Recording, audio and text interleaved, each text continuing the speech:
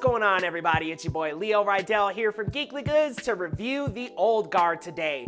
Before we dive in, be sure to hit that subscribe button to get videos on the latest in geek, movies, TV, anime, and a little bit of gaming, guys. So come on back and enjoy the content, and let's talk about The Old Guard today. This movie is directed by Gina Prince-Bythewood and stars Charlize Theron as Andy, Kiki Layne as Niall, Matthias Schoenaerts as Booker, Marwan Kenzari as Joe, Luca Marinelli as Nikki, and Chiwetel Ejiofor as Copley. Now let's start out with the best part of this movie, which I absolutely love to a T, was the healing factor. I love what they did with that because it was so grounded in reality. It wasn't an X gene, it wasn't a mutant genome that was born in them when they were infants.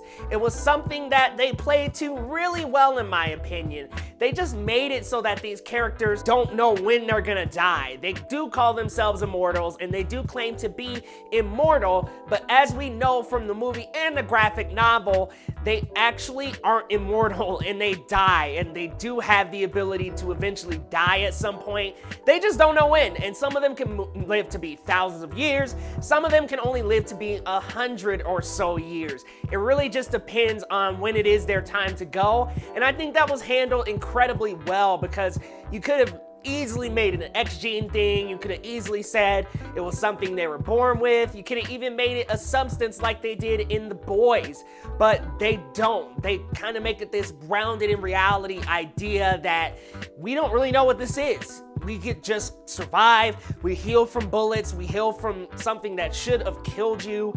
I really love how they handle it because it lets us, the viewer, interpret it a little bit more, and it allows us to kind of relate with them even more, because in a real world where healing factors would possibly pop up, nobody would know what this is about or where it came from, so I think that that was a really well way to play that into the movie. Another thing I really enjoyed is Charlize and Kiki. I thought Charlize Theron played a great Andy, who really showed that immortality can be more of a burden than a blessing, because it really isn't that big of a blessing. You see the people you love die over and over and over, and what I loved about Andy's story is we get this little piece from the past where we see a friend of hers not benefit so much from this immortality. And unfortunately, her friend is ripped away from her, thrown to sea to drown over and over and over. I mean, that's gotta be something that weighs on Andy every single day. They search for her all the time and they still can't find her. It's just, it really brings in the burden over blessing story they're trying to tell with this immortality. And Charlize just really throws that energy in there really well. And I love her and Kiki Layne on screen together. I think they play a great mentor-mentee team duo.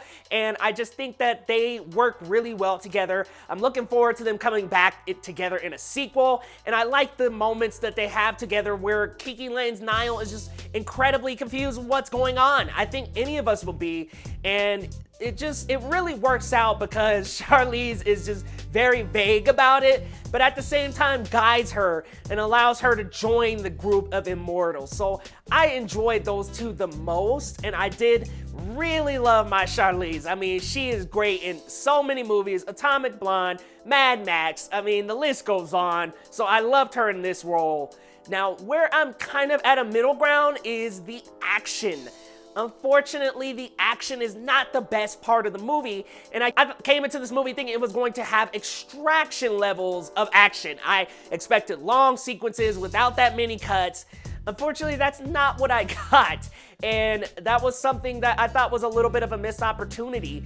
Now, these characters are thousands of years old, with Charlize Theron's Andy being 6,000 according to the graphic novel. I would have loved to see some of those early fighting styles back from when she was only 2,000 or 1,000. I would have loved to see some of those fighting styles mixed into the fighting choreography. Like, I would have loved to see kind of just like old school, like riding on a horse, chopping off heads type of battling. Like, I would have loved to see a little bit more of that ancient Greek fighting style, or wherever it was she came from, put into the action and into the fight choreography. And I thought the action was shot a little funny. It was like from far away, zoomed in lens.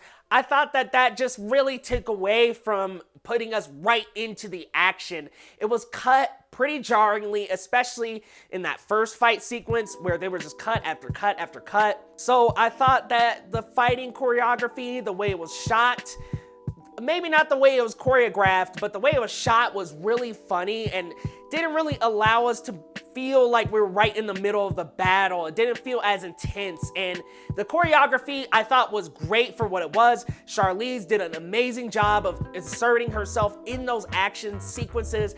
I just would have loved a little bit more. I would have loved for the choreo to be elevated a lot more with some of those ancient fighting styles, and maybe just, not even maybe, longer sequences that didn't cut. That was my biggest gripe about the action, is just the amount of cutting that went into that was just pretty jarring, and I really expected an Extraction style where you have a long sequence that rarely cuts, really follows, the camera really follows the main subject and stays on them for most of the time. You get a couple cuts here and there just to display some more action, but I thought the action could have just been stepped up a little bit more. I also thought this could have benefited from being a mini-series instead of being one long movie. It could have been a 4 or 5 episode limited series on Netflix to test the waters, and then a season 2 obviously would come after it ended. But I just kind of thought it would be nice to break down the lore a little bit more and to explore maybe Andy a little bit more. We don't have to go through Joe and Nikki and every single character, but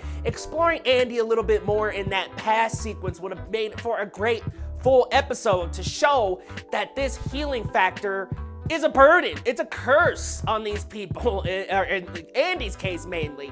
So I think it would have been cool to get a little bit more breaths of air with these characters in full hour-long episodes, and it would have kind of broke down the story a little bit more and gave us a little bit more time to become attached to these characters, because that's another negative I have about the movie, is that the stakes don't really feel that high.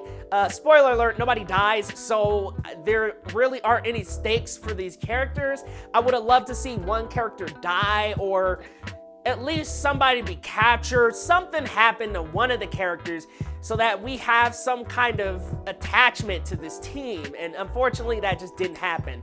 And then my last negative, and I'll wrap up after this, was that unfortunately the Merrick in the movie just isn't as evil or as, what can I say, animated as the Merrick in the comic. Now, the graphic novel, Merrick is really evil. He really wants to get to the bottom of this healing factor, and I just didn't feel that from the actor this time around. There wasn't a big focus on Merrick and how scheming and conniving he was behind the curtain the whole time. I would have loved to see a little bit more of that. Copley wasn't as evil as he was in the comic, and they did change him up a little bit. I'm not going to spoil that part, but they changed him up a little from the graphic novel. So that was a welcome change, but maybe I would have even liked Copley as the villain, or Chiwetel to play Merrick maybe, because Merrick was lacking. He didn't have that evil villain energy that I was hoping for so much. So that was probably my biggest gripe. But guys, you let me know your thoughts down in the comments. What did you think about the Old Guard? Good, not great? If I gotta give it a rating,